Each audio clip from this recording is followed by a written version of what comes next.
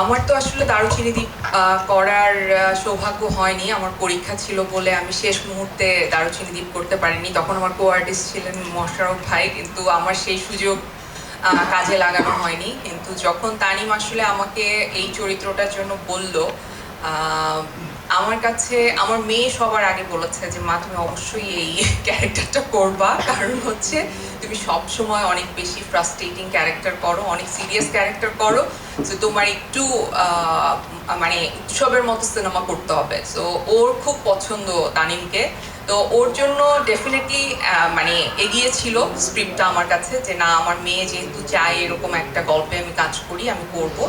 আর হুমায়ুন আহমেদ তো আসলে আমার কত পছন্দের এটা সবাই জানে, যে স্যারের জন্যই আমি লাক্স অ্যান্ড লাইফ সুপারস্টারের নাম লিখিয়েছিলাম। তো স্যারের গল্পে কাজ করতে পারবো, আর তানিমের মতো একজন ডিরেক্টরের সাথে কাজ করতে পারবো। আর আমার যারা কো অ্যাক্টর আছেন, আমি অনেক বছর পর, আমি যেহেতু হুমায়ুন আহমেদ স্যারের সাথে কাজ করার সৌভাগ্য আমার হয়েছিল, অনেক বছর পর আমি সেই ফিলটা পাচ্ছি। আমরা যখন দেখা করছি, আমরা যখন সেটে যাব, একসাথে সবাই কাজ করব, আমার কাছে এই জার্নিটা আসলে এত বেশি আমাকে এক্সাইটেড করেছে। সো যার জন্য তানিমের সাথে এই যাত্রায় সহযাত্রী হওয়ার। এইটার ক্ষেত্রেও হচ্ছে চরিত্রের প্রেমে পড়েই আমি এই কাজটা করছি। আর তানিম নূরের প্রেমে পড়ার একটা বিষয় আছে, কারণ সে দুঃখের কথাও হাসতে হাসতে বলতে পারে। তার হাসার অদ্ভুত ক্ষমতা আছে, আর তার পড়াশোনার জায়গাটা আমার নিজের ব্যক্তিগতভাবে খুবই ভালো লাগে। আর একটা বড় অনুপ্রেরণা আসলে উৎসব।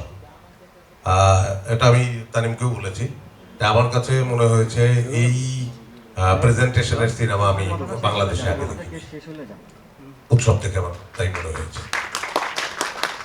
তো সেই জায়গা থেকে আমি আমার মনে হলো, আর আমরা যারা এখানে আছি সবাই পরস্পরের সঙ্গে কাজ করার আমাদের দীর্ঘ অভিজ্ঞতা। আমরা একসঙ্গে অনেক ওঠা বসা করেছি, বহু কিছু করেছি, শুধু ওঠা বসা না। তো এই সিনেমার মধ্যে আমরা আরো বহু কিছু করব, প্রচুর ওঠা বসা করব। সেই লোকটাও সামলাতে পারিনি, আর চরিত্রটাও দারুণ লাগলো, সেই লোকটাও সামলাতে পারিনি। একটা টৈটুম্বর অবস্থা, কোথাও ফাঁক নেই, তানিম নূর সহ সবকিছু মিলিয়ে।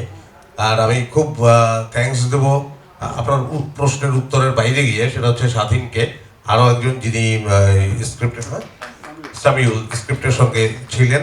আর স্ক্রিপ্টটাও আমাকে মুগ্ধ করেছে, তাদের লেখা, তাদের সংলাপ। আর এমনিতে হুমায়ুন স্যারের উপন্যাসটা তো আগে বলেছি, সেটা তো দারুণ ছিলই। কারণ তার অধিকাংশ লেখাই আমার অত্যন্ত চমৎকার লাগে।